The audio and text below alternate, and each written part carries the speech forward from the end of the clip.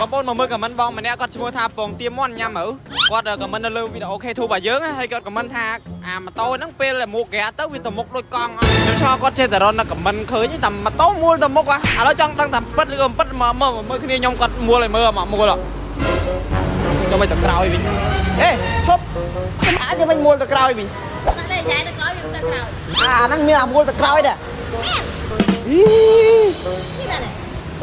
មើលសាក់មួលមែនទៅក្រោយមែនបងអញ្ចឹងមកគាត់សួរថាម៉ូតូនឹងមួលទៅមុខដូចកង់អត់ទៅមុខក៏បានដែរទៅមុខបានធម្មតាហើយចុះទៅក្រោយ